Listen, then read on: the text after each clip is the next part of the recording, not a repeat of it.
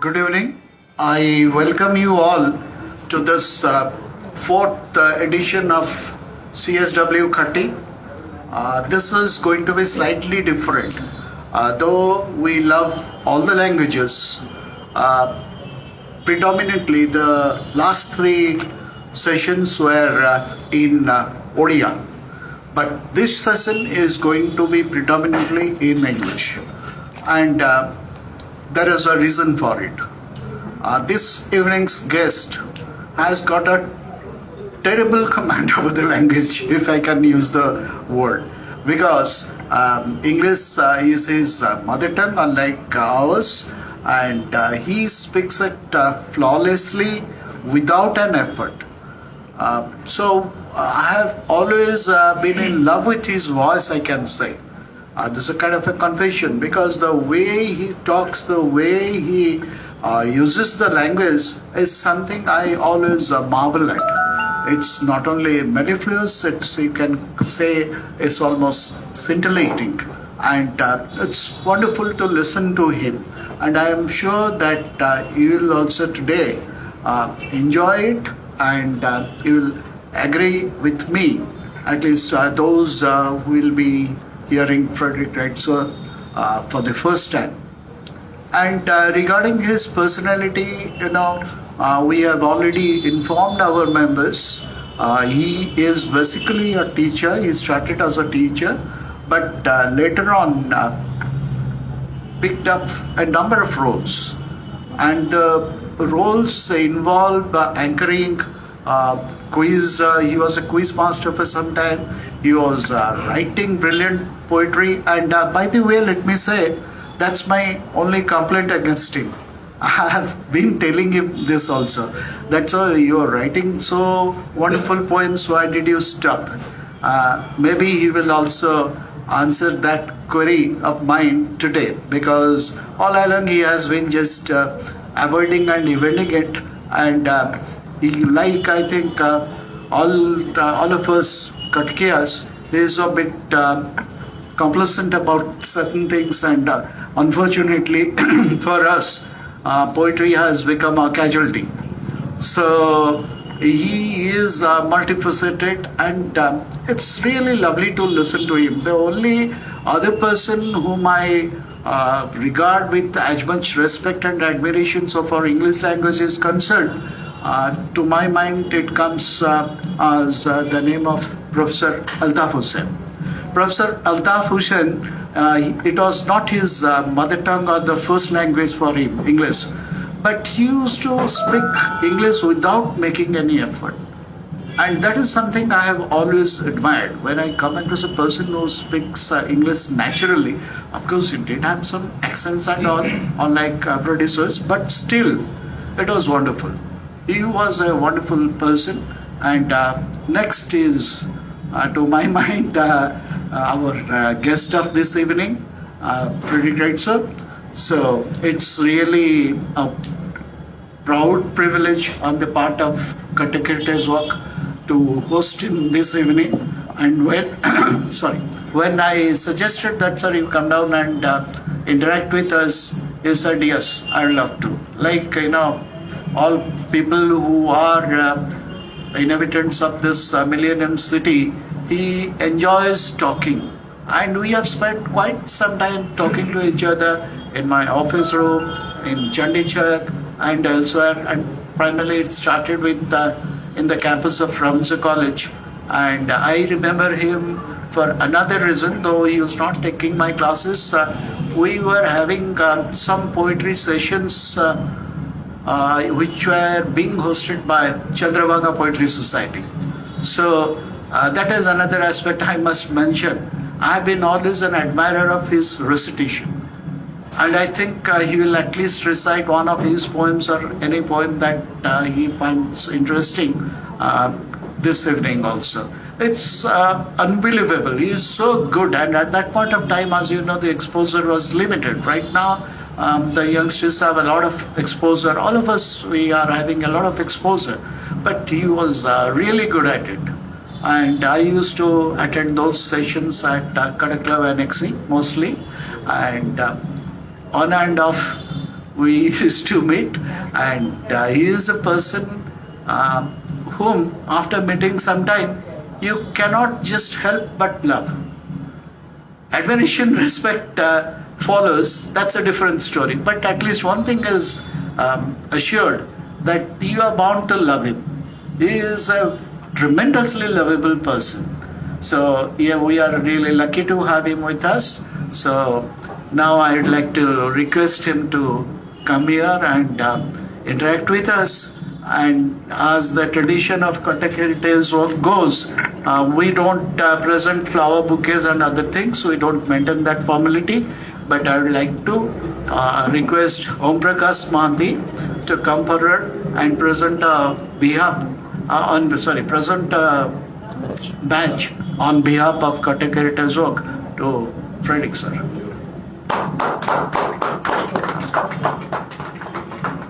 Sit it down. Camera.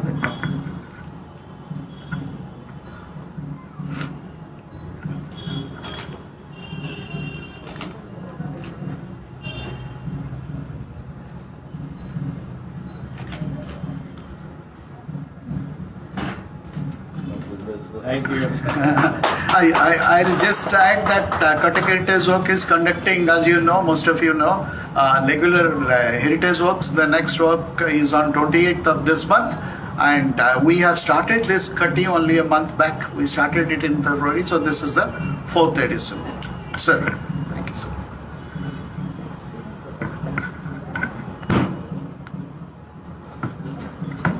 Thank you, Deepak. And I'm extremely fortunate to be in such familiar surroundings with extremely affectionate people and people who have a sense of history, a respect for heritage, and a tradition that is always rich in all its values and the way we look at it, the way we treasure it. Because this is our town. And we have one life in which to enrich ourselves with the memories of how we spent our lives in this little place called Cuttack, which has given us so much.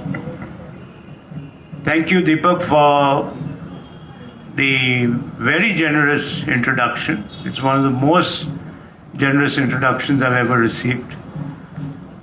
And I'm really happy to be part of this Khati and the 4th part of it. No other word inspired us or got us going more during our student days than the word Khati, because it's not in the dictionary. I've looked into the advanced learners several times. It's not there.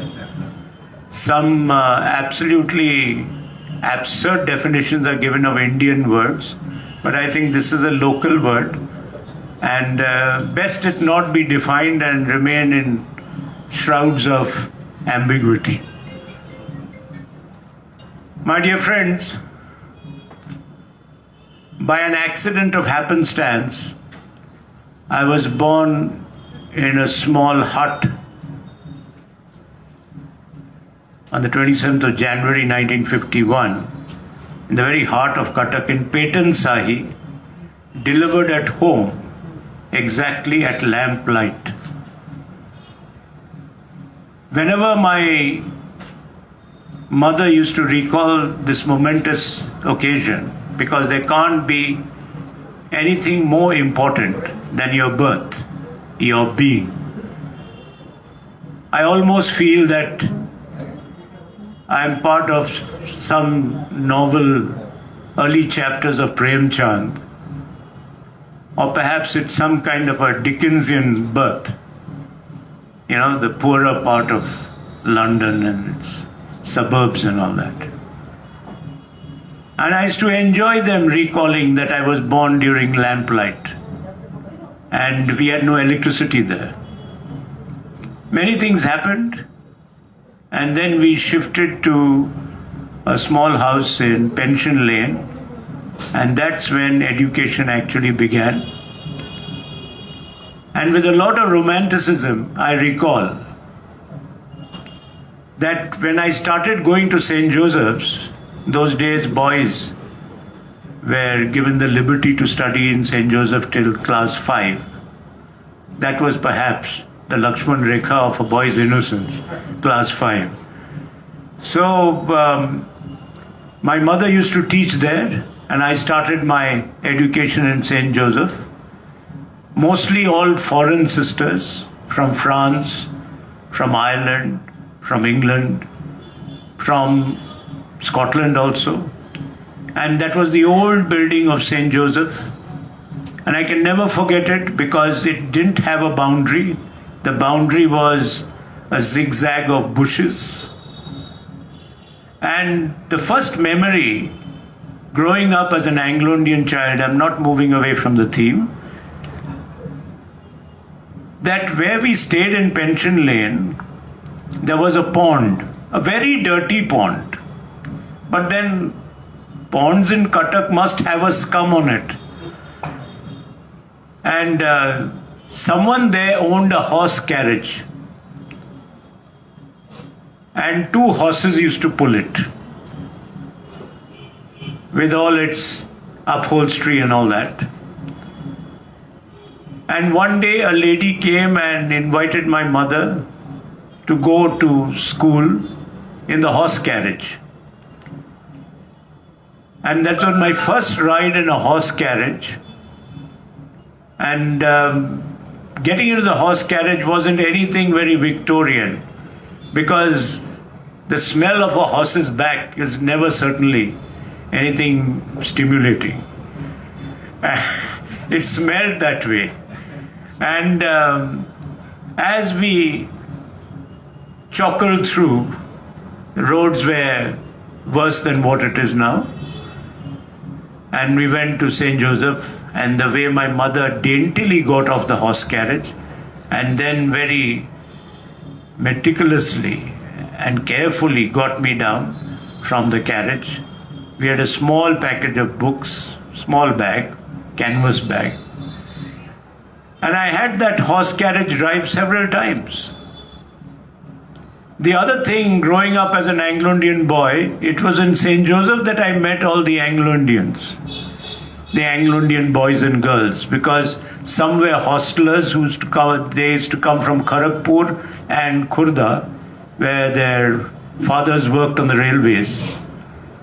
My dad also worked on the railway for a short time. And the first Anglo-Indian friend I made was a boy called Peter Carter, whose father was a commandant in OMP. And I was quite fascinated. One day from his school bag, he pulled out a knife, a kitchen knife. And I said, "What do you bring it for?" He said, "During the break, I will show you." So during the break, a lot of us followed him. He was some kind of a Pied Piper. And he started cutting the bushes on the boundary and making a kind of cave in it, a passageway. So next day, a lot of boys stole their kitchen knives and brought it to school. And during the breaks, we ran, and the sisters and all were not suspicious what we carried. Not like nowadays, where, everywhere you look, there's a CCTV or someone who is a CCTV prying into your privacy. So eventually we cut through quite a distance, almost, let's say, halfway to the back gate. And our adventure was playing through these little caves, these inlets, and so much in nature. And these berries, lantana berries, these were lantana bushes. And the lantana berries, we had an eye for the black ones, because the black ones popped into your mouth, they were sweet. The green ones were unbearable. And very often we came across snakes, but Peter Carter was some kind of a Huckleberry Finn. He never bothered about anything. And talking about Huckleberry Finn, we read Huckleberry Finn. in class 3 in St. Joseph, an edited version, and we came across a part which was, I thought, even edited in London, was very badly done, because I think one of the best things that Mark Twain ever wrote was Huck is in his room, he's with Aunt Polly, and Tom has come and he has whistled outside. It's almost sunset time, and he dodges out, and he's got his assistant, his servant Jim, who's a Negro, boy of about 17, well built. And Huck, there was a wire fencing to escape the home. And Huck, being a tiny fellow, he just ducked and went away the other side. When Jim ducked, one of the barbed wire peaks, scratched his skin. And Huck was on the other side, and he was looking at Jim wide-eyed and said, "Hey, Jim, your blood is red, eh?" I thought this is one of the most amazing, simple sentences that cuts right into the heart of racism and makes a huge statement. That is why Mark Twain, has made such a great impression on all of us. So that's something I remember. And at that time we didn't know, that wasn't there. That was edited. Later on, I read this statement. Then about the Anglo-Indian boys and girls, we used to meet them in church. It was an old church.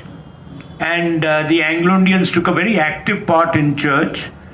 One of the ladies, who was a widower, she was dressed in white. And in those days when we went to church, all the ladies had veils. They had veils in front. The face never used to be shown. They had veils. My mother, because she was very Indian and was clad in a sari, she used to just pull the thing down. But all the Anglo-Indian ladies, they had veils. And this lady had an extra long veil. And she was one of the Anglo-Indian ladies I admired. During the break time, she used to sell candy. And we used to give our coins, 1 anna coins and 4 anna coins. And those days only the coins were in circulation, in currency. And it was wonderful growing up with those Anglo-Indian boys and girls and so many others. I think my father often told me that his father, that's my grandfather, was the director of the Coromandel jute company for the East India Company, and he lived in Cantonment Road in a big bungalow. And my father always took great pride in saying, we had a lot of servants, and I had a Muslim boy who used to tie my shoelaces for school. My dad studied in Stuart, became the head boy. And my grandfather, that's the Britisher, whom I've never seen, but whose grave is here, whose grave is in the British cemetery, British part of the cemetery. And I've never seen him. And I didn't like the history about my grandfather, because although my dad used to talk about it, I said, I'm Indian, my mother's Indian, I'm Odia, just my name is Wright. I don't like all this British stuff. But my father couldn't help it. By birth, he was truly Anglo-Indian, because his father was British and my grandmother was a lady from UP. When my father went to his senior Cambridge class in class 11, before he could cross the threshold of class 10, his father suddenly died. And 3 months later, his mother died. And so he became an orphan. And the principal of Stuart School, because he was, in those days, there was a missionary zeal that existed. You could feel it. You could feel it in people. that they meant love and kindness and charity. Because Jesus, when he said, someone asked him, which is the greatest commandment? Surajit would know that he said, love thy God, the only God, your Father, and love your neighbor as yourself.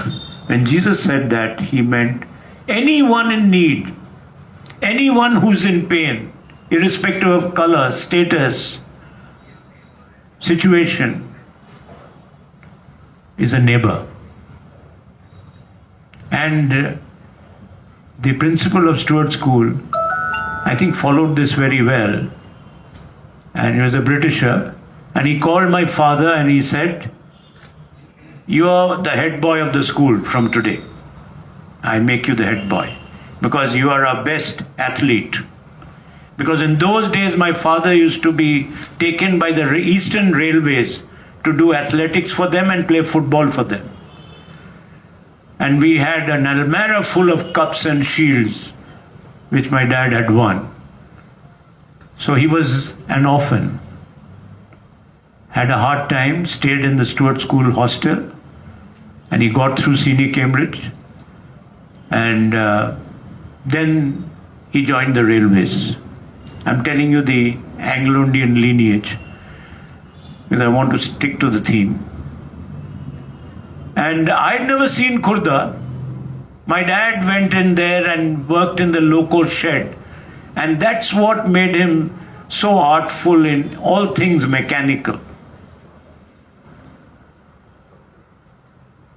My father was suddenly called out by an Anglo-Indian gentleman. Actually, he was from Hyderabad, Mr. Joe Hyde, to help Bhairav Manti and Mr. Hyde in the Barabati raffle. And it was from my father that I heard that gallery number 2 is going to be built from tomorrow. The old gallery. And the Barabati raffle was a huge event. And I used to see all these tickets, and Bhairav Manti, Joe Hyde and my father used to work till 2 in the morning for the raffle. And the first raffle, and the second raffle, and the third raffle. My mother used to get worried because he used to cycle and come home at about 2:30 in the morning, 3 in the morning. But believe me, he was a synonym for toil and sweat, my father. And that's something I loved about him. And something I couldn't become. Like father, like son, no. He was really the epitome of hard work. And having married my mother, a school teacher, Joe Hyde said, don't go back to the railways because you'll fit into your Anglo-Indian community. My father used to say this at home. You'll fit into the Anglo-Indian community, you'll work on the trains, you'll work on the engine, and you'll drink and you'll dance. Then you have a family, they'll also do the same. They'll waste their opportunities. They'll also drink and dance. So I'll get you a small job in the police. And so Joe Hyde spoke to someone through Bhairav Manti, and he got a job in the special branch. It was a very secretive job because it catalogued all the activities of people who didn't belong to our country and who had originated from other countries and were living in Orissa. So their activities, including Surajit, the missionaries. The missionaries were also under the scanner. Special branch is always the most important source of information for the government even today. When anyone wants any info, special branch gives it. So that's how my father switched over from the Anglo-Indian dominated railways and came to a small office here. So life was going to be a struggle. No free passes, no sitting at home and saying, oh, this is this express that has come, because all the quarters were next to the railway line, very romantic. And you knew exactly which express train, which mail train. And the goods, of course, everyone knew. They made a shuddering noise all the time and quaked the ground. So the switchover made by my dad actually changed my destiny. I think so now, when I connect the dots. The switchover. And you can only know this, as Steve Jobs says in his famous lecture that he gave at Stanford University, that I've never been to a college, never graduated, but I'm happy to speak on graduation day. He spoke about connecting the dots. That's where it originated so brilliantly. So when I connect the dots, I think because my dad was brought away from the railways and made to work as a pen pusher, a clerical job in the police, I got my education, I got my Odia society, which I love, I got my Indian habits, which I can't give up, and I got the opportunities that God gave me in abundance. The next Anglo-Indian turn and chapter. At this point, I welcome all those watching on Facebook. I love Facebook. I love most of the people on Facebook who communicate with me. And I'm happy there is Facebook. Time magazine called it the second largest country in the world.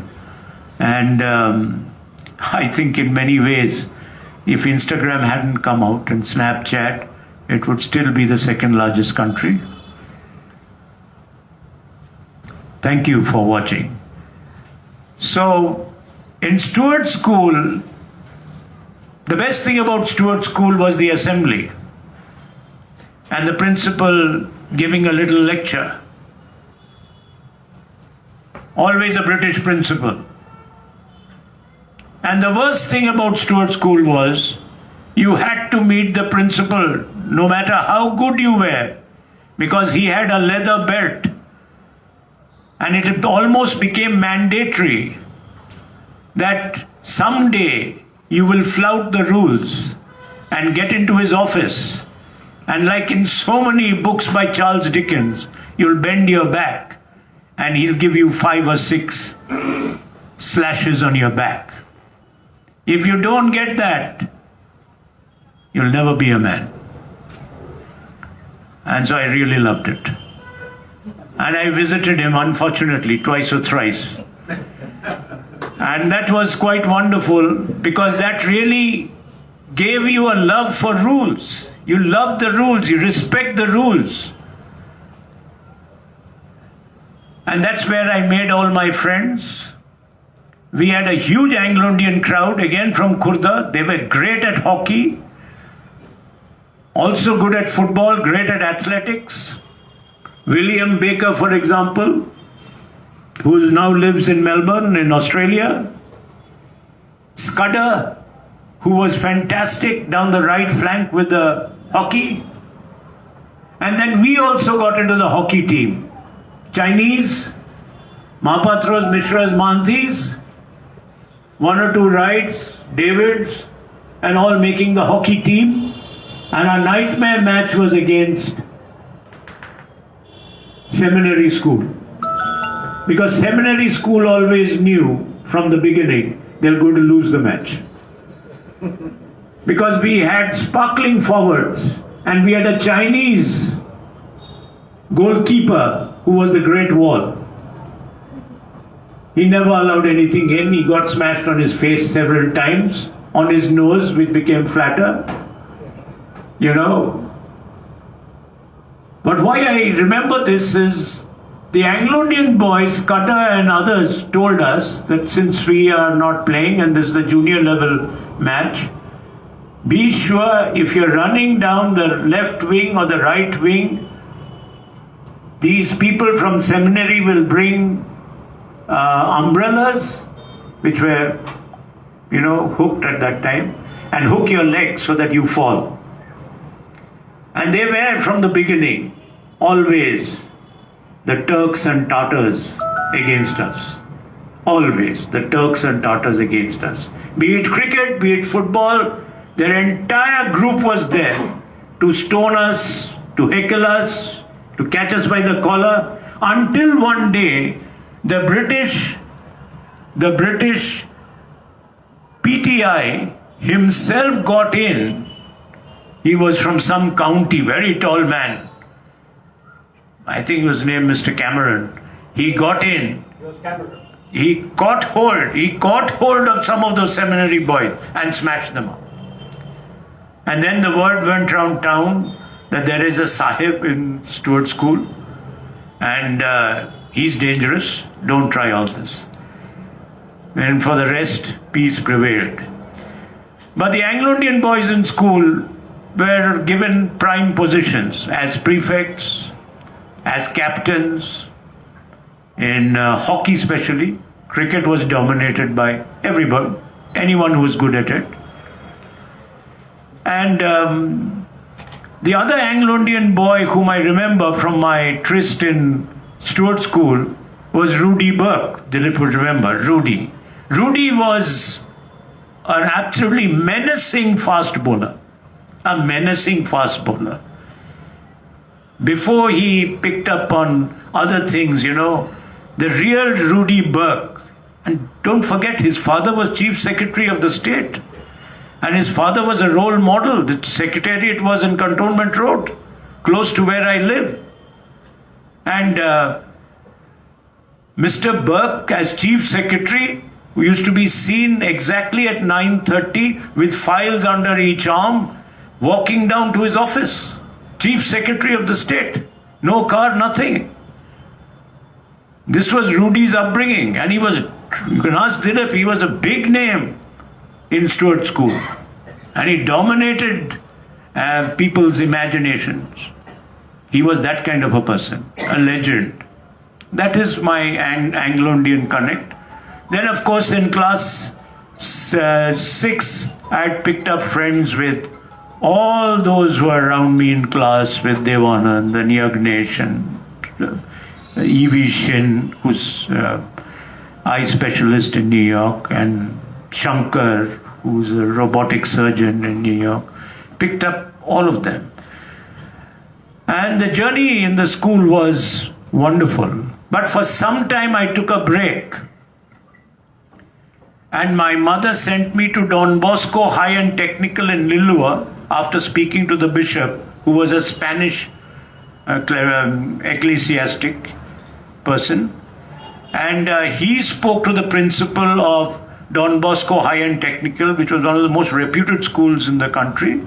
So I was admitted as a hostler in Don Bosco High and Technical to learn how to use the lathe machine and how to drill and how to cut metal and things of that kind, which didn't really go well with me. But what I liked very much in Don Bosco was baseball games, because that's where I got introduced to baseball and it became an addiction. How to use the baseball bat and how to pitch and the main pitcher and all that. That was interesting. But there were plenty of Anglo-Indians. And there was a boy called Leslie Culpeper, who I don't know where he is, and another chap called Oberoi Massey, both from Khurda Road. And they made friends with me and they got me into the hockey team, Minims. In Calcutta, you have juniors, you have minims, you have seniors. The middle group is always called minims. And we went to play hockey and I had really picked up hockey very well. These people trained me very well. And the Anglo-Indians had an instinctive love for hockey. And they were very fast. Those days we had canvas shoes, but control of the ball with the hockey stick was something we learned from our seniors. And we went to many schools. We went to, just a minute.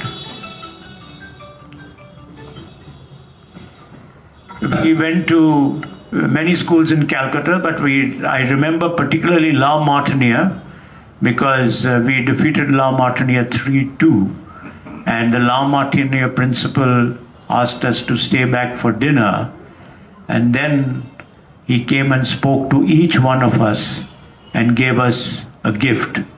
And he was an Anglo-Indian gentleman who spoke very well. That was actually the Anglo-Indian chapter, where it was semi-Anglo-Indian for me. But my dad, instead of writing poetry, I think it's time I wrote a chapter on my father. Because he used to work in the special branch, come back at about 6:30. Then he used to talk to us, he used to help me with maths.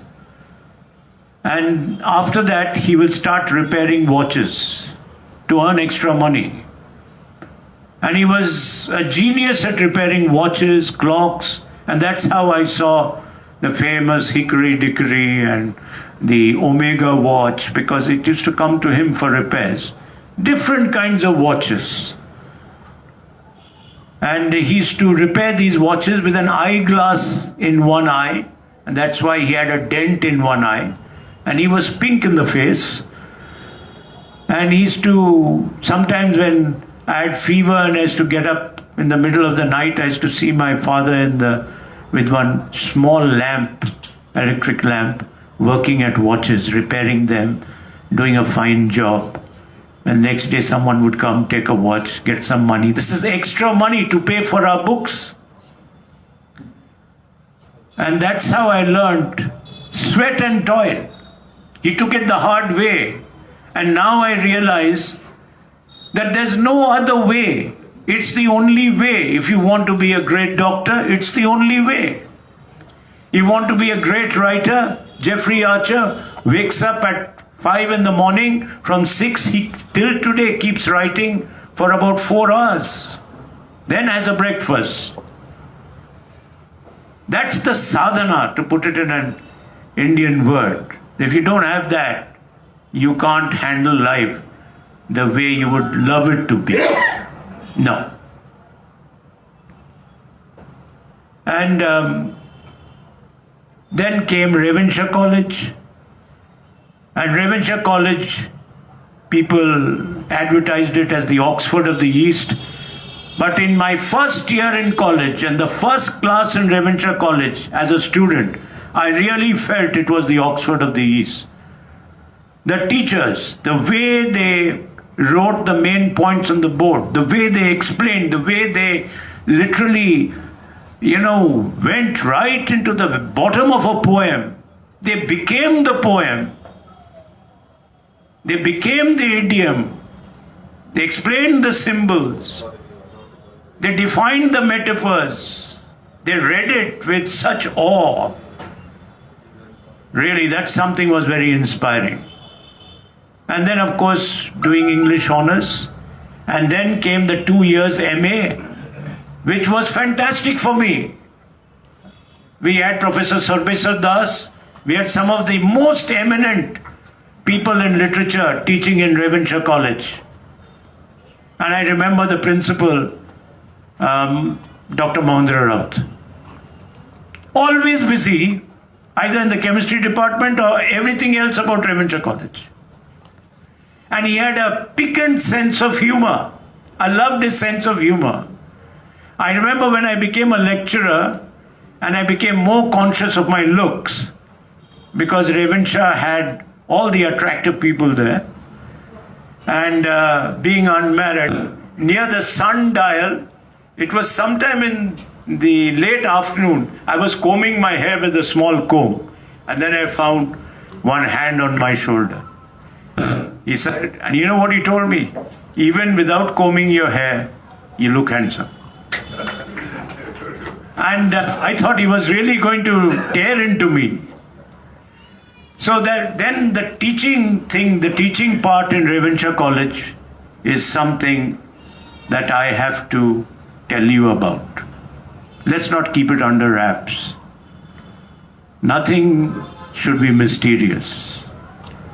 In your final chapters, you should reveal all. You know, in the MA exam, by some quirk of fortune, I topped the list and got a first class. In those days, first class happened once every 6-7 years. So, someone told me, you have filled in the form for lecturers? Ad hoc lecturers? I said, yes, I filled in the form. No, it must have reached Bhubaneswar. The DPI will put you, this is the rule, the person who tops goes to Ravenshaw College. In the English department at least, that is the convention. Now, the DPI, the actual DPI went to Mussoorie to see his daughter who was being trained for the IAS. She had qualified for the IAS. Dr. Bidhubhushan Das, he had gone. And he had left a note somewhere that someone else has to be posted in Ravenshaw College and I would have to be accommodated somewhere in GM College, Sambalpur or something. I didn't know all this. But the assistant DPI, he went according to rules, he brought out and posted me in Ravenshaw College. And I don't know what happened to me, I joined immediately. I got the order and I cycled to Ravenshaw College and 1 hour later I was already a lecturer. And this is something that comes from God. When you look back, I'm connecting the dots. What gave me the impulse to cycle down at breakneck speed? Was it excitement? Was it a moment of triumph? But I did go and join. You have to fill in many books, many registers. And then I went and met the head of the department. And he said, if you want, you can take a class right now. And I took a class. And I enjoyed it. And next day also, I took classes. I took 4 classes the next day, or 5 maybe, including a tutorial. And then Principal M.K. Raut sent a please see me. You get a principal, small little square paper. Please see me written in red.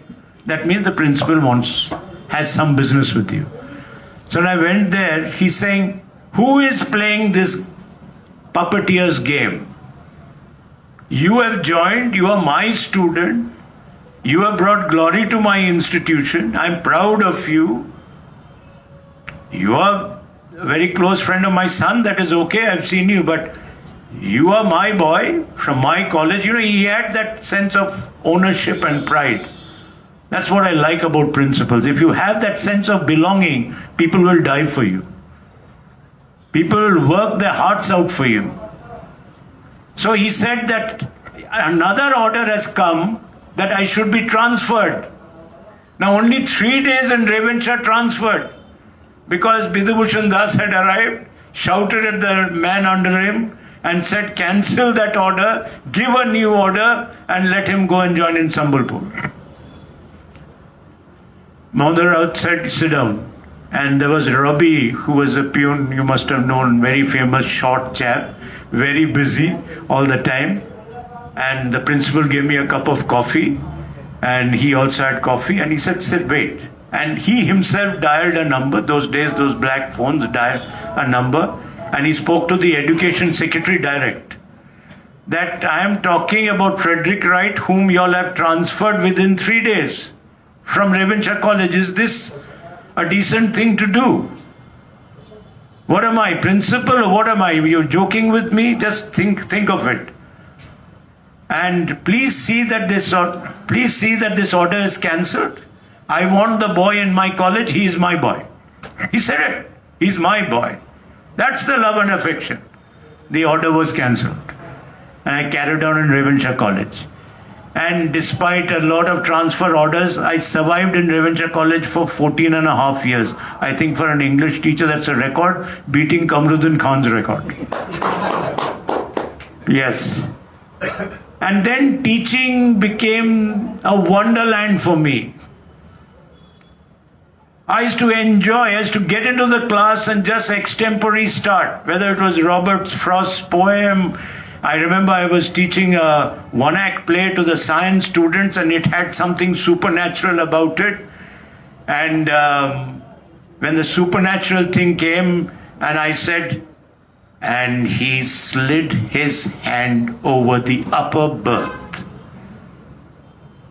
and it went closer to something extremely eerie. Was there someone there? Or was it someone? And one girl dropped in the side rows. She was so much into it, she dropped. Now the rule in Ravenshaw colleges at that time, don't play hero and go and give water to that girl and try to get her back to her senses. Let the girls do it. And let someone go and call a lady from the department. That was done. So it was wonderful going through these classes and the MA classes and all that. It was absolutely, I enjoyed every class I took.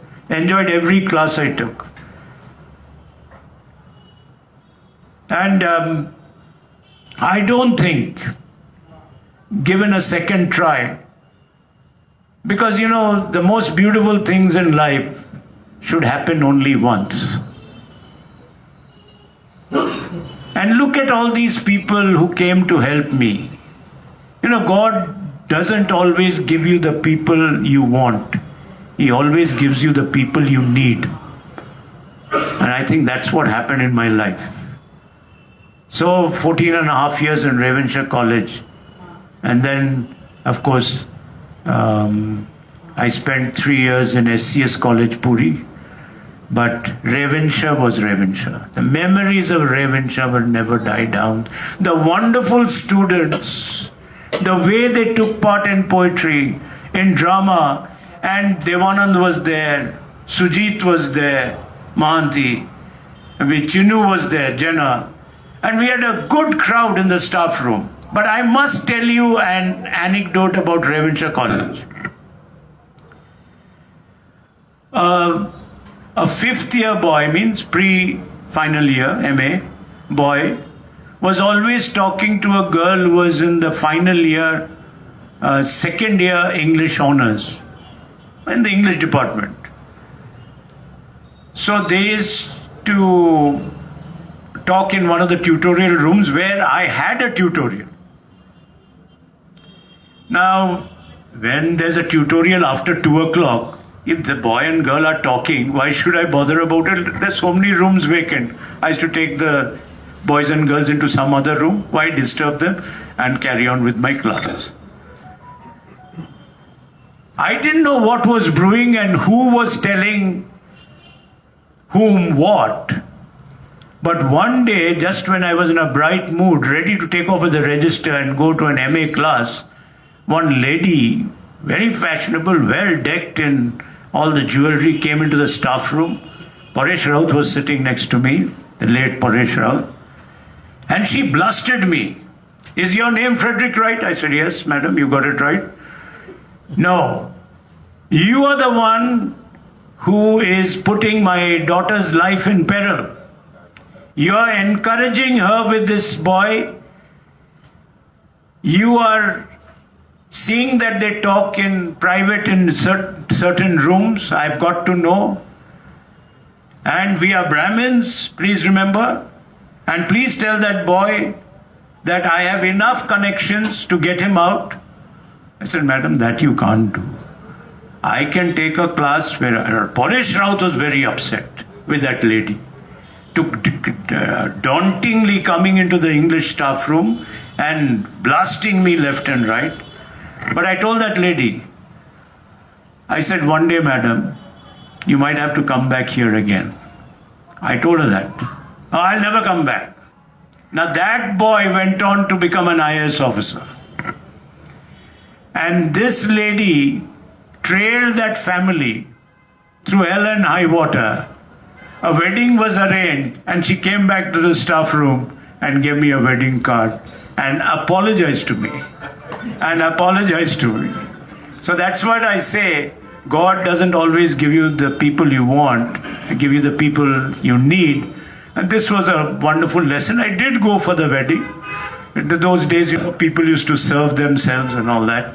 And matter of pride, she was one of the proudest women on the planet, son-in-law and IAS officer. But the story starts in the corridor of Ravenshaw College. And vitriolic dialogue spewed at an English teacher who took it actually quite calmly. Of course, you have no defenses when a lady is on the offensive, You can't do anything about it. Let's admit. So that's one of the memorable things about Ravenshaw College, and we participated in many plays. Because Devanand was there. Dr. Biyodkesh Tripathi, the famous director, he was there. From All India Radio, all the directors used to come because drama was a big thing in Orissa. I don't know, I think it still is. My aunt was an actress who used to act in Annapurna Theatre, and my mother used to take me there. And I've seen the Annapurna Theatre. I've seen the makeup room and all that. Very historic. Orissa is rich in drama. Rich. And to many people used to come to direct our plays. And Anant Mahapatra used to come on the final days of rehearsal to make the crosses on the stage for the lighting and sound. He was in charge of lighting and sound, and he was closely associated with All India Radio. We were closely associated with All India Radio, Dilip will tell you, because Madhupur House was bang opposite Stuart School. Yes. Madhupur's house, the rent was going to my classmate, KP Dheer. That is the rent that actually made him less of a prince. Because he had so much money, so he spent it in many different ways, which we wouldn't choose to. I mean, putting it euphemistically. So that was the drama part I enjoyed very much in Ravenshaw College. And for the Ravenshaw Centenary, Dilip, we did a play called The Dumb Waiter. Only 2 characters, Devanand and I. Chief guest was Biju Patnaik, sitting right in front in his magisterial style, holding another chair and leg out. His style, I am king, that thing was there. He had a royal he was a buccaneering figure. Hello. So, I'll just tell you this one-act play by Harold Pinter. There's a dumb waiter.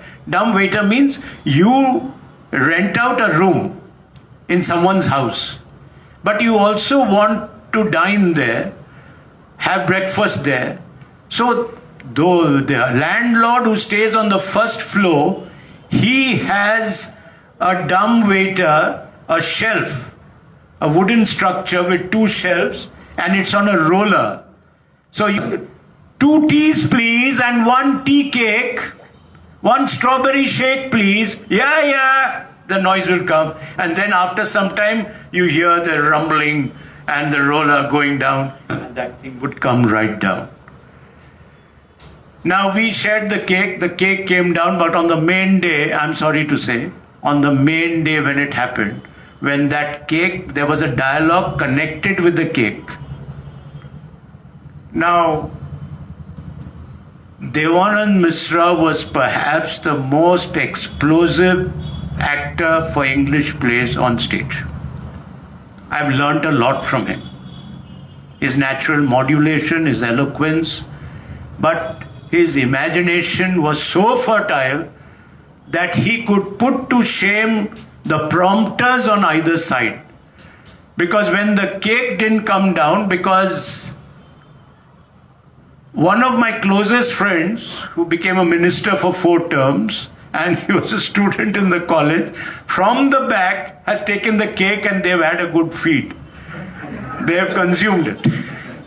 So he said, no cake, only the plate, just only the plate, we must talk to him. Yes. hello. And he started, Mr. Hardy, can you hear me? And from there, the dialogues, I created my dialogues, Devanand created his dialogues, the play was going 180 degrees somewhere away. It had turned completely away.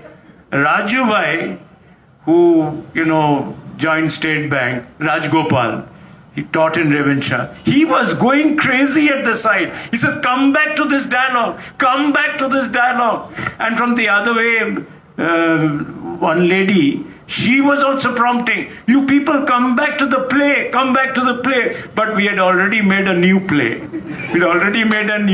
And somehow, extempore dialogues. And some of the dialogues were appreciated by the audience. And they clapped. I said, maybe we've done better than Pinter. We got more excited. And Devanand was too excited. He carried on, and this play was supposed to be 35 minutes. Occupy the stage for 35 minutes. People have come from All India Radio, they're recording and all that, centenary, and things were all chalked out. People are watching. He went on his way. I also got inspired, went on with that dialogue. But in the end, he remembered that he would have to pull a revolver from under his pillow and shoot me.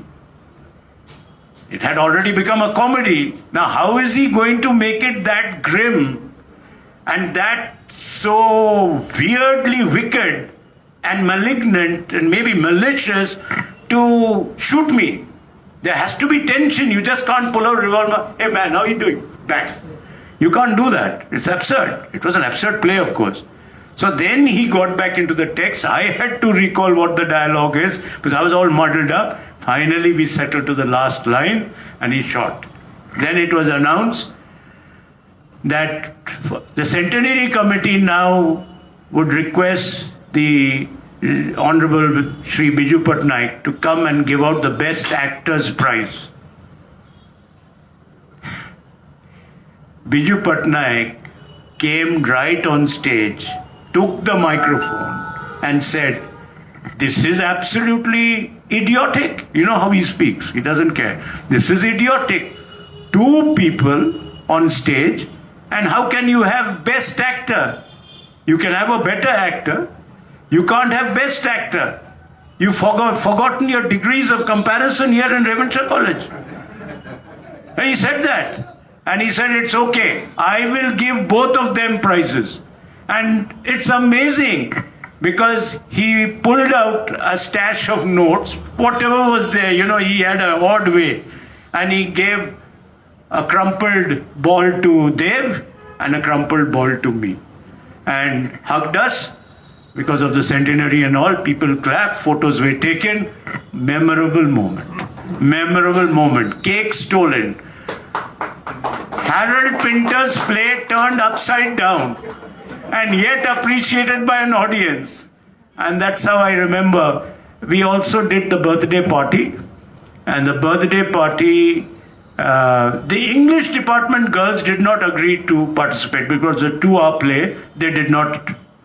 So, Biyotkesh Tripathi told me, Freddy, come here.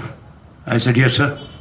And he was with his Bristol cigarettes, Bristol filter, one after the other. I heard from somewhere that you have a way with girls, so why don't you scout about and try to get a girl who speaks good English from some other department? I said, sir, you're giving me a very big responsibility. He said, and he had a good sense of humor, I'm not giving you a sense of responsibility, I'm giving you the opportunity of a lifetime. So anyhow, there was a girl called Oberoi, and Anita and Sunita, they were sisters, and she was in the commerce department. So I went up to her during a break and I said that, see, can you just please come up to the department and have a talk? She said, anything important? I said, no, it is very important. Actually, we want you to act in an English play. She said, I was surprised. I love acting. From school, I'm dying to do a play. I said, your dream is going to come true. Come with us. And so we went and I introduced her to Tripathi. She was in the play, and because of her, that play succeeded, not because of me and Dev. The rumor went round, Dev did very well, Frederick Wright did this dialogue very well, and that action was very well. No, it's the pretty girl that attracted everybody. The only thing that went as a misadventure, at that time, there was a fearful SP of Cuttack called Apparao, if you remember. Fearful SP. And when there was a tense scene between me and Dev and this girl, there was a dialogue. It was a very biting dialogue. Something on family issues. Suddenly from that open air, the old open air theatre, someone shouted, Apparao! Apparao! Apparao! And everyone started laughing. A serious play, gone with the audience humor. But that was nice. We enjoyed the joke and we controlled our laughter on stage. So that was a memorable moment, and I was known as the picnic man because anyone wanted any group to go on a picnic, call Mr. Wright, he'll go, he'll agree. So I have gone on many picnics to many places. We've had some very close calls, girls and boys missing, while the count is taken for people to get back into the bus. Tension, what the principal will say if they are lost, all that kind of thing, but we survived it. We survived it all. So that is the acting part of Revenshire I am never going to forget. And as a lecturer in Revenshire College, I am not going to forget Professor Sorbesar Das, a reverend teacher, very revered man, who I don't know what made him get so attached to me that he gave me the best classes and the most challenging timetable. Those days we had third year and fourth year commerce and also MA classes and tutorials and alternative English. So much of work on one single day, and he never used to inspect my classes.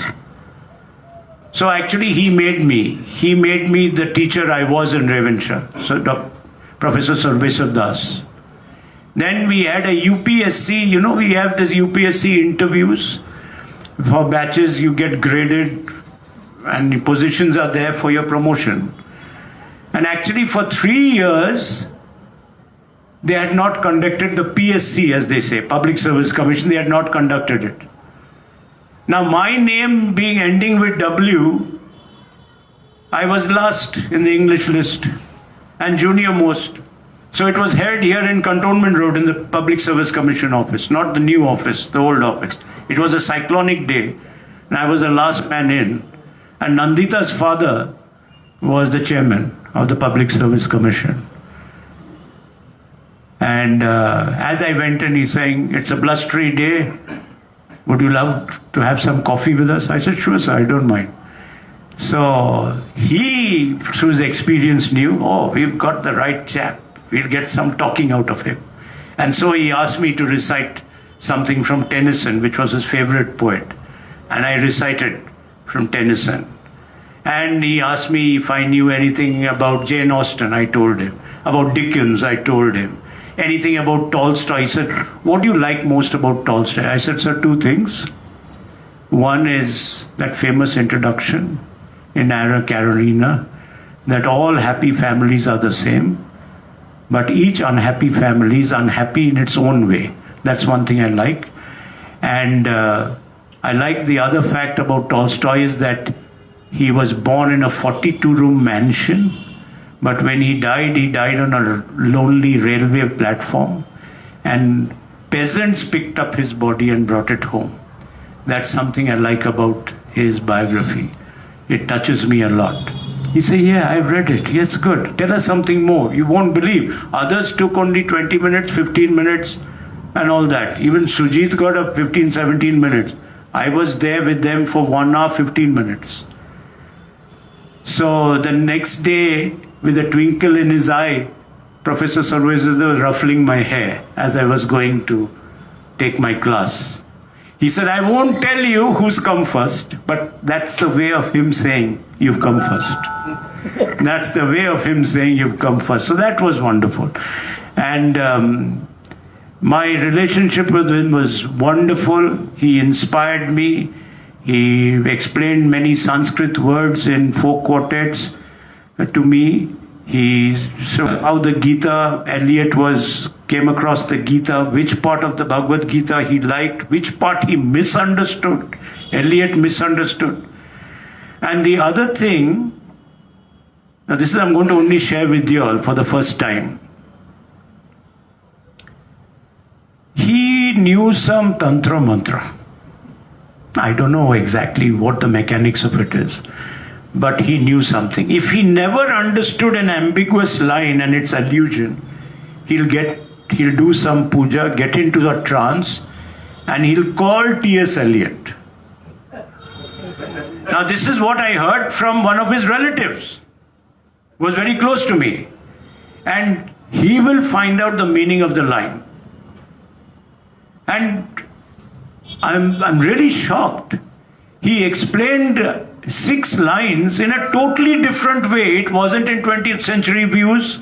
It wasn't in any of Eliot's critics, not in Matheson at all. When I went to Canada and studied in the University of Toronto and did a course on T.S. Eliot, the professor there said the same thing that Professor Sarbeswar Das had said in class. And mind you, this man in Toronto, he had written 4 books. I actually went to Toronto because I wanted to meet Northrop Frye. But I met all the people, the person who said, brought in all new words into the dictionary and all that. I met all those people. But my education in Ravenshaw actually gave me the kind of constancy of scholarship that one requires to do research in a North American university. I chose that university because it was, according to the American Yearbook, Information Please Almanac, which Dave bought and I saw from his book, it was the 5th university in the world, ranked 5th. And it was very tough, I tell you, very tough. Sometimes I never knew the temperature outside was -20, -25. Of course, there was heating in the room, but we had libraries 24 hours and you had to do research. My first paper that I typed with a single finger and handed over, the professor said, I'm going to re-examine this paper, otherwise you will get a grade C. And then he said, you cannot go on quoting critics. This is not the way you do scholarship here. This is a research. You are a critic. You have to tell me how you understood it and what new frontiers you can explore. And that's exactly how I understood that literature is much more than what is being taught to us or what was taught to us in India. Not that Indians have the best sensibility in the world, but their approach is very different. So now I'll end. I've taken a lot of time. As Deepak says, once I start, the words just roll. And like a brook meandering through a landscape, daffodils sprinkled here and there, Wordsworthian thing. And I get the flow. I'll tell you something about quizzing. Only one incident. Things happened to me by accident. I told you, there's a connection. My dad didn't work on the railways. It was good for me. He worked hard, made me feel bad, made me work hard at times through his example. That was good for me. That I studied in St. Joseph, good foundation, it was good for me. That I studied in Stuart and learned the value of discipline, honesty, and being on time, got belted for it, that was good for me. That was good for me. Went to Ravenshaw College, meeting all these professors, acting in all these plays, that was good for me. Now, how did quiz happen? It almost happened when Chinu and all organized a quiz in Barabati Stadium sports quiz, and they called Dr. Narottam Puri, who was at that time famous on TV for his sports quiz. And so it was decided that I'll do one of the, it was all Orissa, all colleges, that I will do one of the semi-finals. Narottam Puri will sit in the audience and watch. Chinnu also somehow was in a magnanimous mood, and he said, you do it. I said, okay, I'll do it. Give me the cards. Except for a little timing drag, where I went into a question and the slide had not come on, now and then. So Narottam Puri, after that semi-final, he took me across to that other scoreboard, across the field of the stadium. It was evening, beautiful walking on the grass. And he said, you've got a wonderful voice, a microphone-friendly voice. You would do very well on TV, but since you're here and not in Delhi, otherwise I have to help you. I love your voice. I love your presentation. Why don't you become a quiz master? That's the first time me, a quiz master, played in my mind. And I forgot about it. Then I got transferred to Puri, and my wife and I were staying in a place close to the station called Ghoda Bazaar. I don't know where the horses were, but it was quite a nice area close to the station. And we used to go far off into the town and to buy Maggi packets. And one day we were very hungry. My son was a toddler that time. And imagine, I stayed in Puri. We're already about 3 years married. I didn't have a bed. We used to sleep on the floor. I couldn't afford a bed.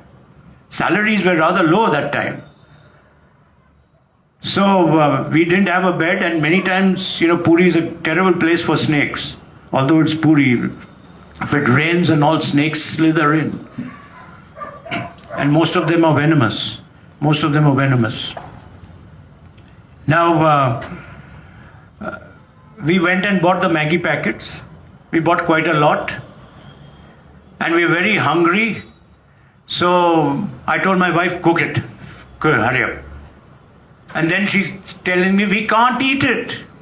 I said, why? No, expiry date. The packet shows is well expired. Well beyond the expiry date.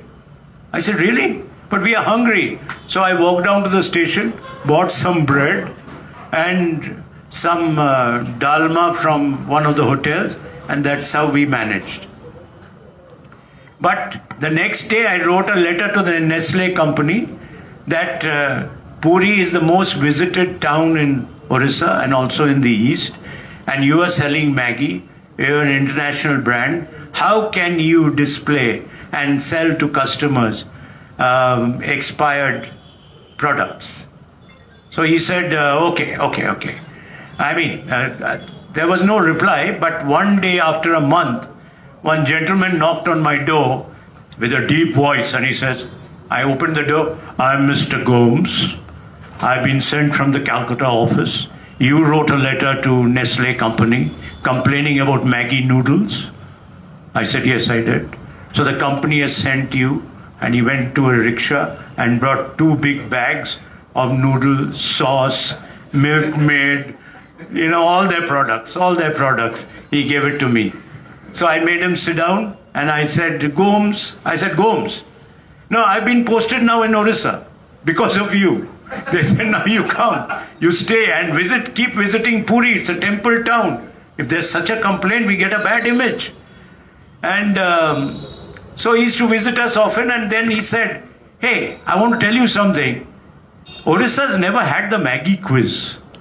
I've done it in Assam. I myself did it in Assam. Bengal, of course, Derek karta hai idhar udhar. We've got other quiz master. Why don't you start it in Orissa? I said, okay, I'll do it. And so I got busy, went to the cassette shop, got different cassettes, started recording on a VCR, how those days, how things evolved. And then we went to Ruchika school. And in Ruchika school was the first Maggi quiz. And the next year it became bigger. And the next year it became bigger. And the next year I was doing 25 Maggi quizzes. In Assam, in Bihar, in different places. It's a mad timetable.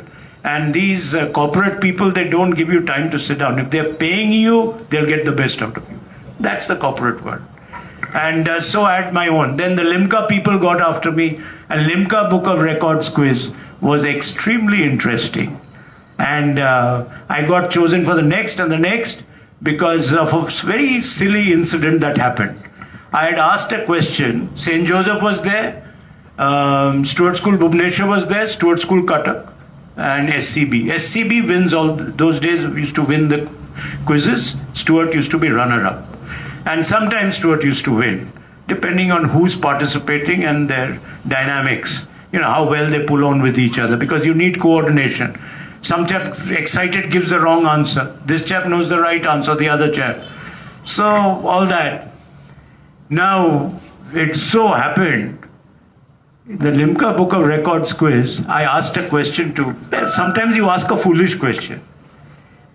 When people write letters, why do they end their letters with love and XXXXX?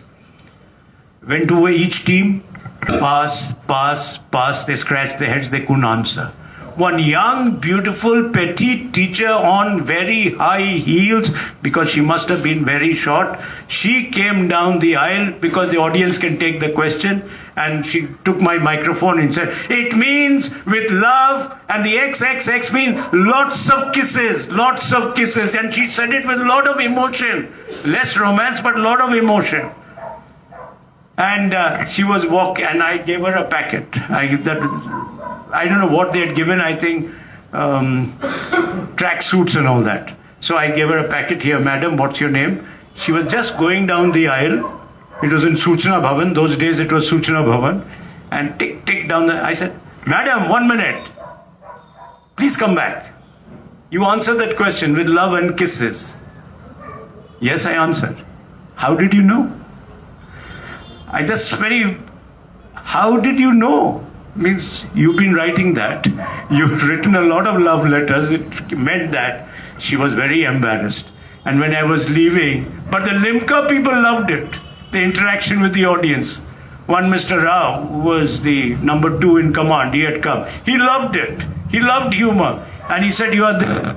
And from there we went to Varanasi and so many places. I was traveling. This train, that train, this plane, that time. Bhubaneswar air connectivity was not so much. So wherever air connectivity was there, we've done. But I've done more than 500 odd quizzes. And it was absolutely amazing. And when I started quizzing, I always used to ask the difficult questions. Then I learned from experience, you ask the interesting questions. Then you ask the trivia questions. And wherever you go and whatever happens, there's a question waiting for you. The other day, Harsha Bogle was being interviewed, and someone said, hey, Mr. Bogle, what is the difference about commentary in the box and other things?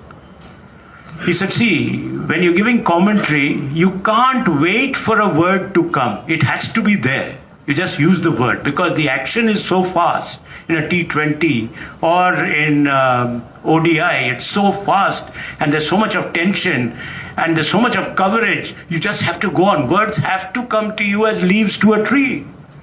I love that about Harsha Bogle. And I think that's the secret about English and about speaking. If words come to you like words to a tree, you made it. You made it. And you must love what you're doing. You must love what you're doing.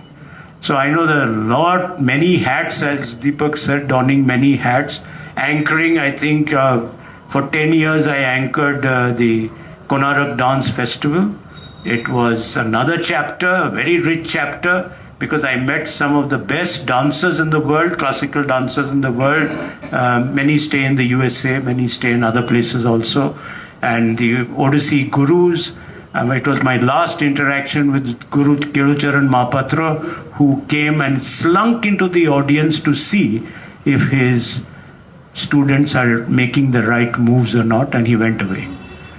Kelucharan Mahapatra had this habit, when he's upset about some, error, slight error, he knew the grammar of dance very well.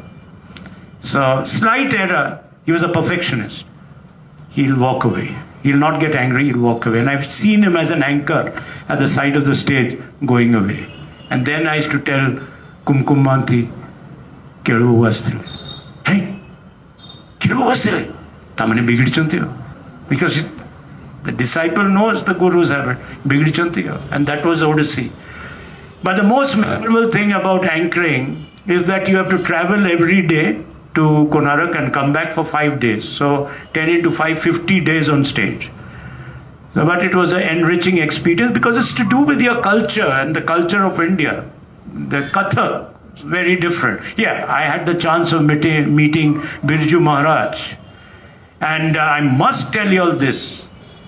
Birju Maharaj, the day the Cuttack was to be performed and he would be dancing, that was the day when the second item was to be Odyssey, and Donna Ganguly was to, with her group, had to perform. The rumor went around, Deepak, that Saurav Ganguly has also come. There had to be 3 lathi charges at the gate to keep the crowd out. People from all over landed up just to see Saurav Ganguly, not Donna Ganguly. In any case, she's not so cinematic, so it's okay. And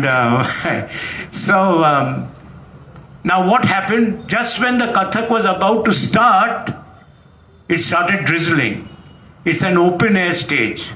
So Birju Maharaj took the microphone and he said something to the audience. And he told his musicians something. And he started dancing. And he danced. And he went into a frenzy.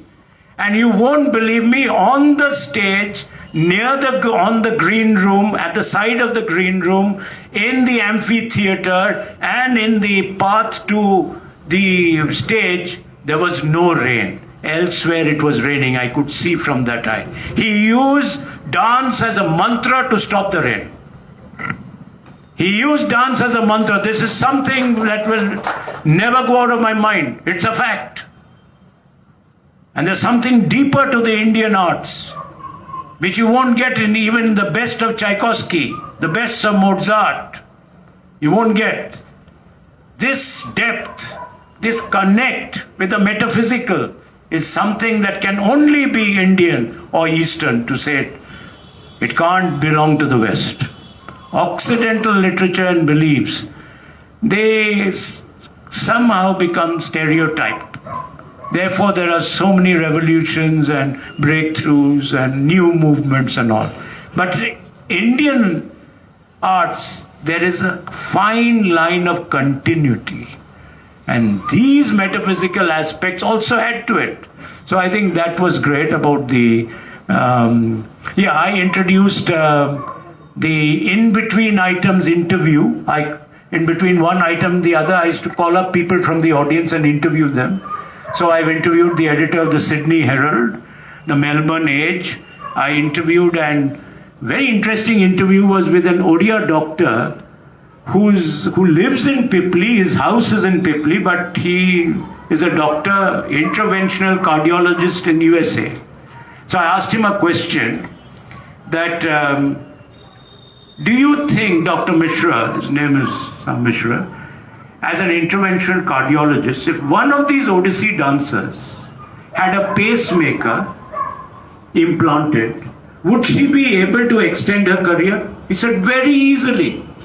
With regular monitoring, say every 3 months, she can carry on till she retires. She doesn't want to dance. But she has to choose and get implanted with the right pacemaker because there's so many parameters. And the audience were interested in this interview. The interview became a very famous thing. That, okay, Mr. Wright's going to do the interview between the two dancers. So, the other thing, there was a Moini item, and the main dancer, who was also the guru and the choreographer, she danced. It was breathtaking. It was breathtaking. Deepak, I can still feel myself right there. It was breathtaking. And I said, Madam, you danced as if you were entering the portals of heaven and God smiling at you dancing. So you're getting happier and happier. and your dance was sheer ecstasy. There was an uncomfortable hush. She breathed hard. Yes, at present, sir, dance is my only medicine. Dance is my only escape. Because I don't want to tell it to you, but since you are so eager and you get so personal and so wonderful about you as an anchor, I must say, I'm taking tomorrow's flight because tomorrow afternoon is my next session of chemotherapy. That was an arresting moment of my anchoring. And of course, I was the first person to introduce Naveen Patnaik on stage. And then people kept calling me to introduce, and I got bored because when you know someone's biodata, and all the books he's written, and how he was minister in the center, and all that thing that he's inherited and all, then it gets a little boring. But I must tell you something about Naveen Patnaik. He is the epitome of a gentleman, par excellence. And he's a very secular-minded person.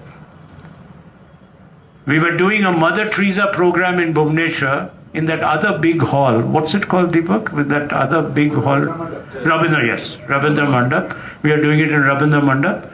And all the sisters had come from all over Orissa. The priests had come because it was Mother Teresa's special occasion, death anniversary. We were doing that. The only poem written by Mother Teresa, I had a copy of it. And I read out that poem. Naveen Patnaik immediately sent someone with a note written by him saying that please give me a poetry sheet, I'll make a photocopy of it and return it to you. So I said, no, let him keep it, I told the gentleman.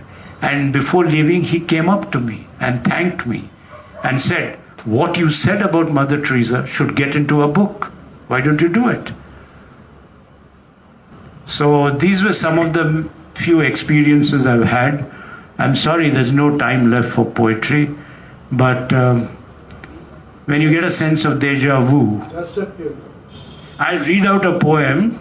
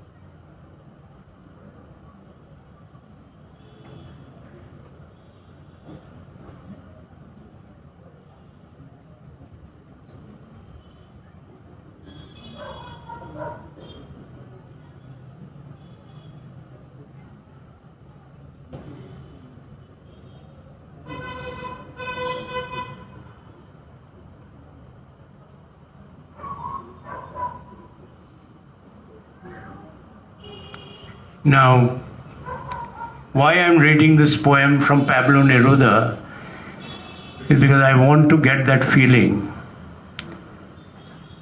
that the one person who shared the microphone with me in so many poetry reading sessions, and whom Jayanta Babu loved very much, and in tandem we used to read, is Devanand. And as a tribute to him, because he's always at home when he'll sprawl in the easy chair, he'll say, "Hey Fred, just bring that book and read out that poem to me." He used to love. So, Pablo Neruda's poem, some lines, please see.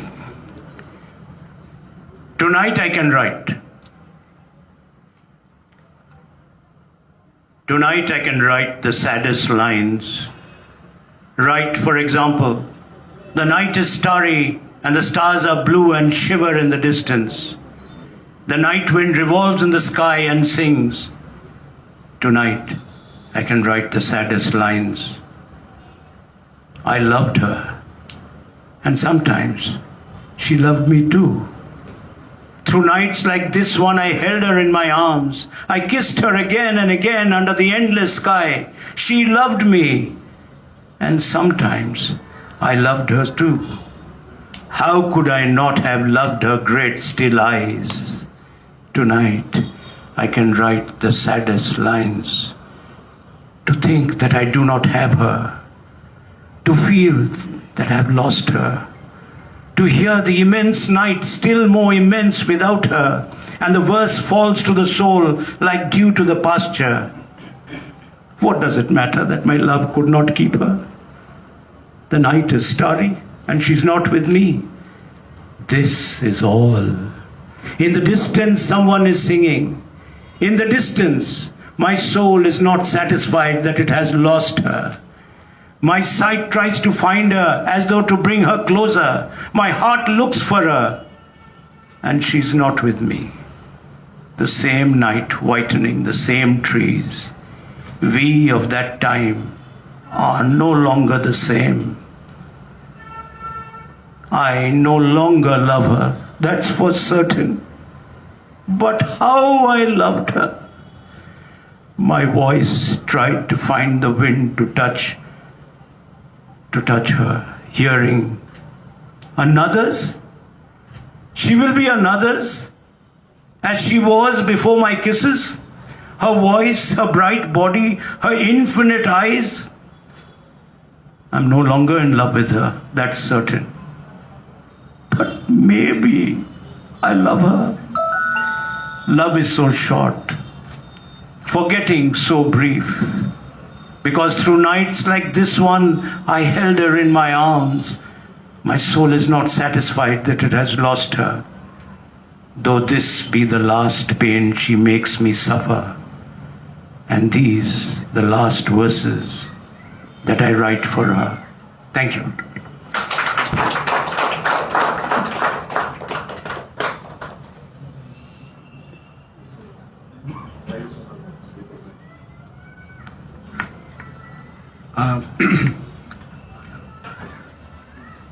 Sir, listening to you is always an experience. So I have enjoyed it very much, and incidentally, this Tonight I Can Write is also my favorite poem, and the poet Pablo Neruda is also my favorite poet. I think it has been recorded, and people who want, especially the students, should hear to this recitation. There is a lot to learn. I also recited, but I think I have also brushed up my recitation listening to your recitation.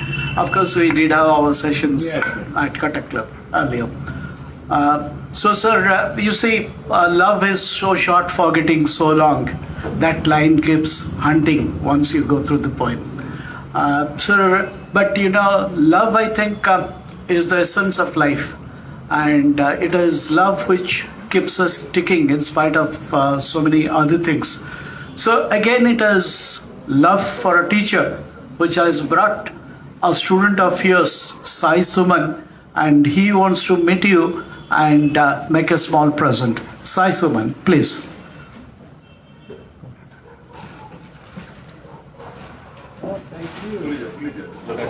Thank you. बाहर कर दो।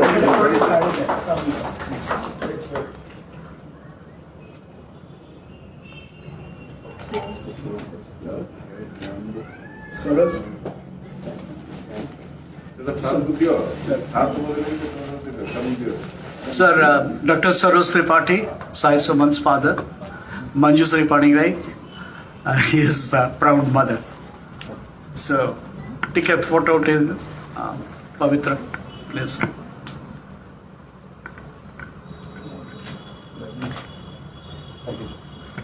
So they are they are like a family to me. So sir, you see, Sai Suman. Introduction, whatever. Vikas.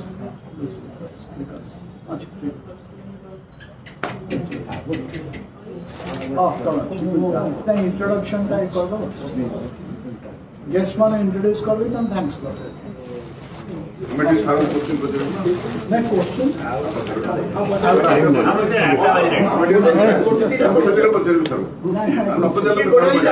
মজা আসবে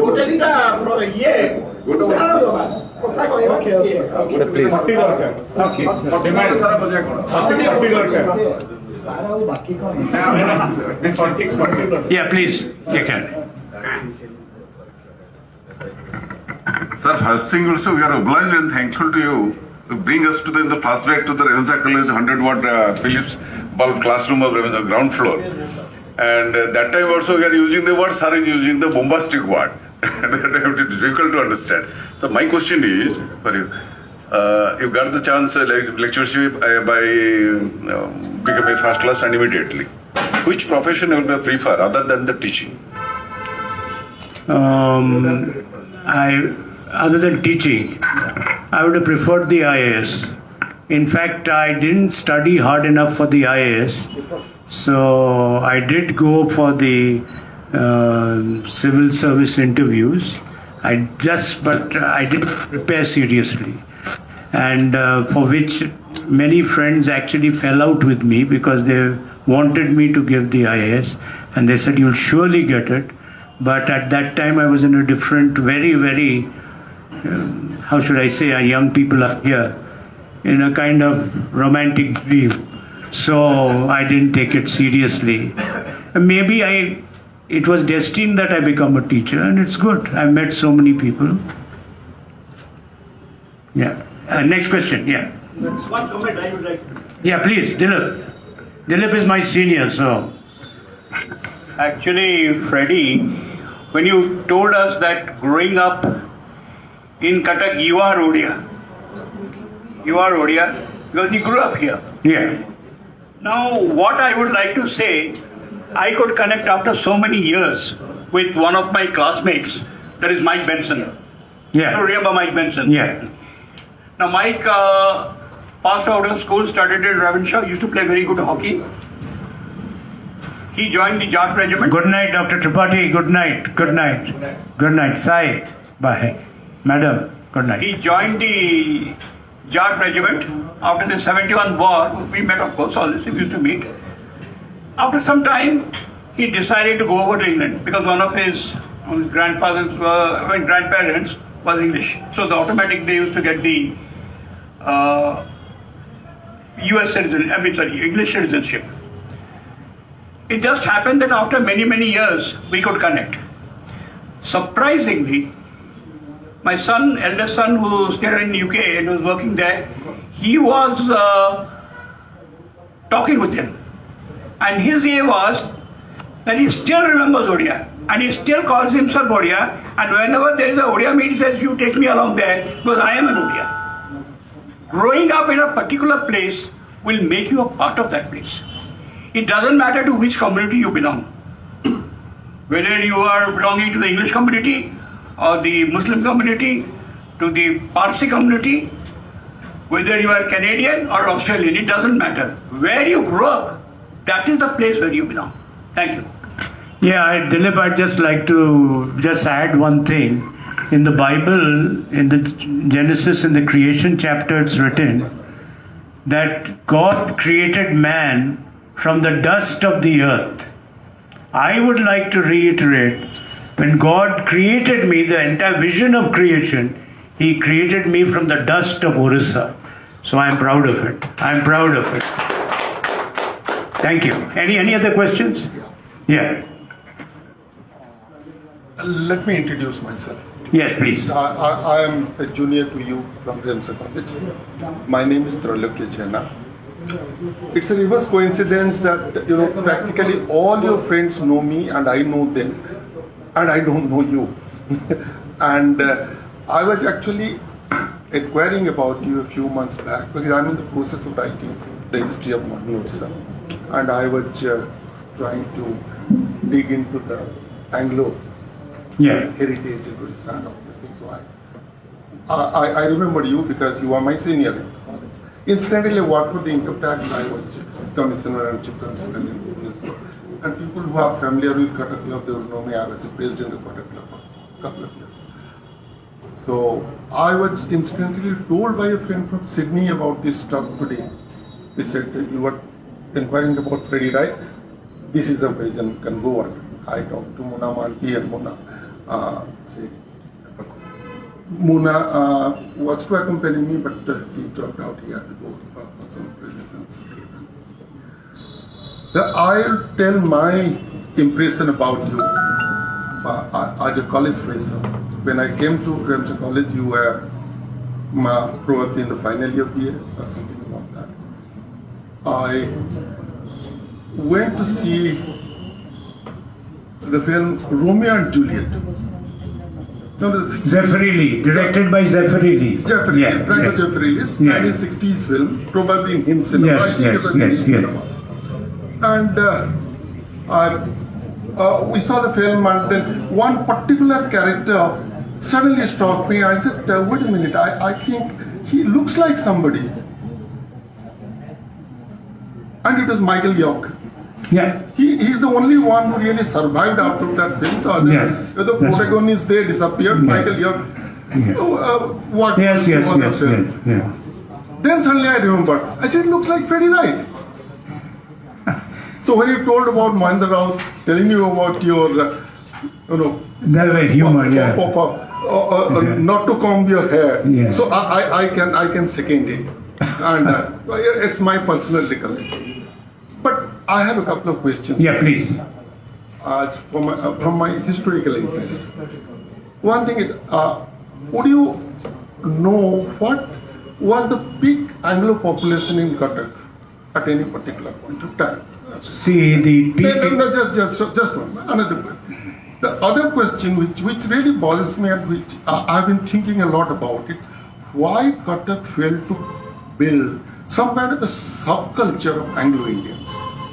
The kind of subculture which survived in Khurda for some time, but Cuttack failed to build one. Cuttack being such an important place with all the important institutions, the capital, the educational institutions.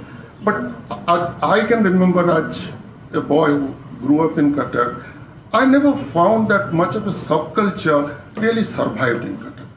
These are my questions. Yeah. Now, coming to your second question first, why the Anglo-Indian community paled out of Cuttack, or rather thinned out, is because of two things. The beehive of the Anglo-Indian population was always Khurda in Orissa, because 70% of them were on the railways. And the others either were unemployed, were doing small businesses, or were into teaching. And the ladies, I still say, our Anglo-Indian ladies were the best teachers for the basics. From ABC to BAT and all that, and the AEIU, where not to use the A, where to use the E, how deceive and receive, giving all those exams. I think the Anglo-Indian lady teachers were the best. But you'll bear it out with me, the good schools, established schools in Cuttack have always been few. Cuttack, before the CBSE came in, Stuart, St. Joseph, then SCB came in, few. Whereas Bhubaneswar had a greater number of schools. We never really established senior Cambridge and ICSE schools in large numbers in Cuttack. But although Cuttack is the bedrock of English education, I say it's the bedrock of it. So these teachers, when they retired, they looked towards their daughters who had already gone away to Australia, some to UK, but mostly to Australia. So Australia became the Californian gold rush for the Anglo-Indians of Orissa. And so the population started dwindling, and the May Queen dances in Khurda started becoming less attractive, and the New Year's Eve dances also started becoming, just a ritual. And so the few Anglo-Indians who were not in the police, who were not on the railways, they did small jobs, small businesses, in which they found it very difficult to carry on with life. So they looked for avenues where they would have a better life, and that's why the great migration to Australia. I can tell you 70% of people who were in Cuttack are now in Australia. I know that. I was in Sydney and I used to go to Blue Mountain Festival. Lot of them. Lot of them. Yeah, lot of them. Yeah. Okay. Sir, thank you very much for giving all of us a memorable evening. And I have only one request. Please join us when you are invited again to Cuttack Heritage Walk. Maybe some in one of Heritage Walks also, sir, you can join us. Okay. Because we basically are interested in stories, and you are really excellent at telling stories. I've been hearing stories from you for so many years. So thank you. Thank you. Ladies and gentlemen, we'll go for a group photograph, and after that, we shall call it a day. Thank you.